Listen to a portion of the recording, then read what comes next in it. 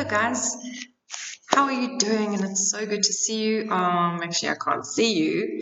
You can see me, but it's really cool to be teaching you, and I do miss your faces and I can't wait to see you, which will hopefully be soon. I'm teaching you from my classroom. I'm actually in my classroom at Curra High School, and there's no children here, so I actually have a free lesson. I thought I'd teach you in this moment. So you all must be back at school and loving it, I'm sure, loving seeing your friends and your teachers, and I don't think you're seeing all of their faces because we're wearing these silly things. I'm not a fan, but we have to do what we have to do because we want to get back to normal. Normal would be nice. I'm sure we all feel that way. But yes, you're having a little bit of normal being back at school and being with your friends. So yes, it's great to be teaching you, as I said. And today, I thought, it's actually good that I'm in a classroom because let's think of a situation or a scenario. All right, and this will lead us to tell you what we're teaching about this week. Imagine, now you're sitting in my class, opposite me, here I am, and your friend tells me that you cheated on a test.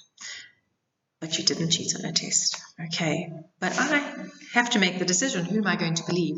So how do I make that decision? I have to listen to your side of the story, and I have to listen to your friend's side of the story, and I've got to make a decision. That is my job as a teacher, because I wasn't there, so I've got to hear the sides of the stories.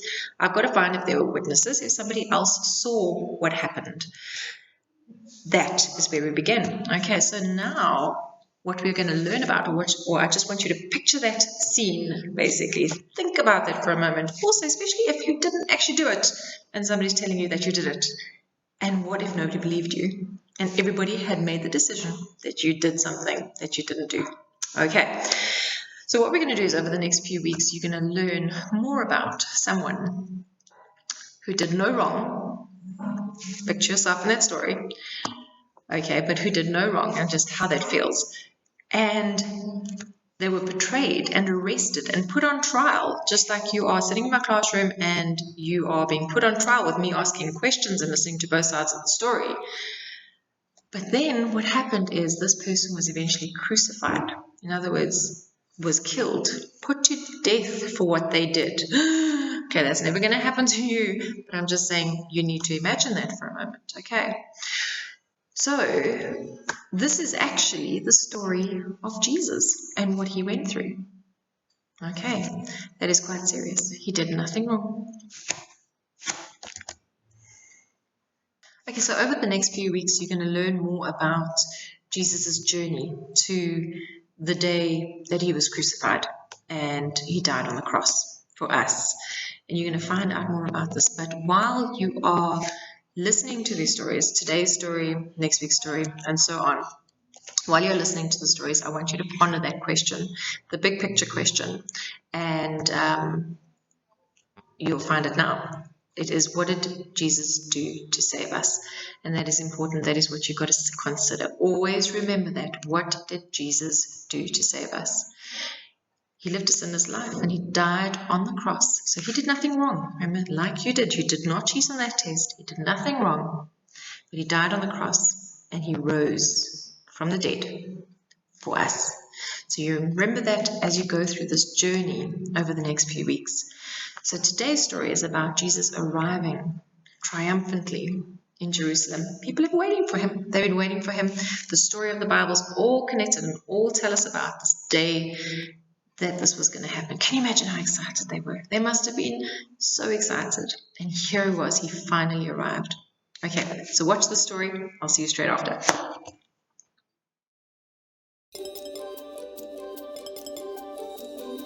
It was time to celebrate Passover, a special time to remember how God had freed his people from slavery in Egypt. Many Israelites had traveled to Jerusalem to celebrate God's amazing rescue. Jesus and his disciples were among the people who traveled to Jerusalem. When they neared Bethphage and Bethany near the Mount of Olives, Jesus sent 2 of his disciples ahead into a village. As soon as you enter the village, Jesus told them, you will find a young donkey tied there. No one has ever sat on it. Untie it and bring it here. If anyone says to you, why are you doing this? Say, the Lord needs it. The disciples did as Jesus asked. As they untied the donkey, its owners asked why. "The Lord needs it," they said. Then they brought the donkey to Jesus, threw their robes onto the donkey, and helped Jesus get onto it. People spread their robes along the road for Jesus, and others spread palm branches cut from the fields. The whole crowd praised God with a loud voice for all the miracles they had seen. "Hosanna," they said. "Blessed is he who comes in the name of the Lord. Hosanna in the highest heaven." The word Hosanna means save now. The people welcomed Jesus as their promised king. They hoped he would save them from the Romans. Some religious leaders asked Jesus to tell his disciples to be quiet. Jesus answered, "If they did not praise me, the rocks would praise me." While Jesus was in the temple complex, people who were blind and people who were lame came to him. Jesus healed them. The blind and lame would not have been allowed to worship in the temple. Other religious leaders saw Jesus' miracle and heard the children saying, "Hosanna to the Son of David." They were very angry and asked Jesus, "Do you hear what these children are saying?" They were saying Jesus is the king. "Yes," Jesus told them. The writer of the Psalms had said, "You have prepared praise from the mouths of children and nursing infants." Jesus left them and went to the town of Bethany to spend the night. During Jesus' triumphal entry, the people welcomed him as king. Jesus was the Messiah spoken about by the prophet Zechariah. "Look, your king is coming to you. He is righteous and victorious, humble and riding on a donkey, on a colt, the foal of a donkey." One day, Jesus will return to earth on a white horse as king over everything. Okay, guys, so yes, as you saw in today's Bible story, how the people welcomed Jesus to Jerusalem as their king. Just days later, which you'll still learn about, is that Jesus is going to be arrested, tried for something he didn't do, which we spoke about before, and then crucified. And all this was because of the Father's great love for us, for you and me. And Jesus' obedience as well to his Father, even to the point of death on a cross. Okay, now Jesus knew exactly what would happen when he entered Jerusalem. He knew, and he still went through with it. Think about that for a moment. But he willingly went, and the people actually welcomed him as his king. God the Son left his Father in heaven to come to earth to live as a man, to fulfill the plan that God has to save his people, to save us. This is why this happened. So in our story today, we saw one of the many ways that Jesus the King obeyed God by entering Jerusalem one final time. And we saw that play out in our story. Okay, so it was lovely to spend time with you today, guys, and I do hope to see you in person soon, even though we're going to be wearing these masks, which I don't like very much, but to see you in person would be great. Have a wonderful week. We're going to play out with questions from kids video, so you can enjoy that, and I hope to see you soon. Bye, guys.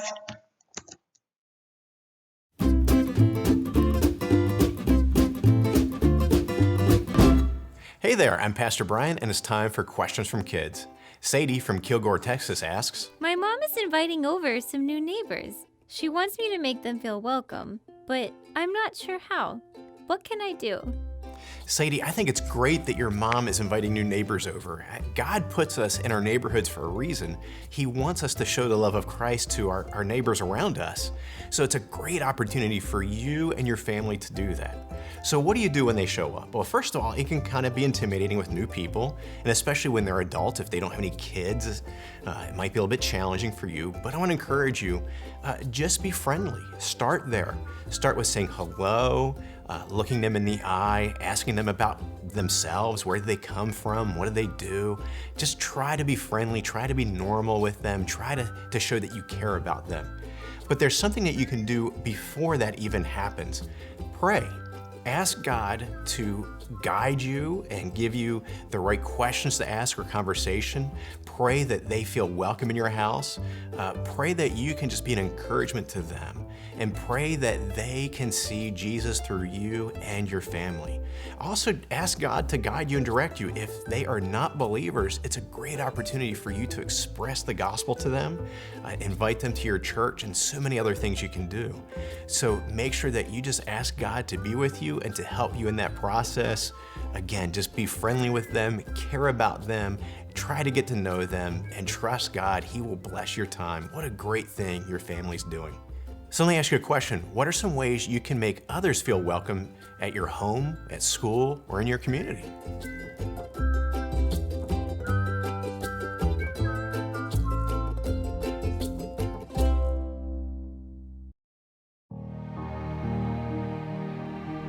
Eric Little's family was from England, but he was born and raised in China.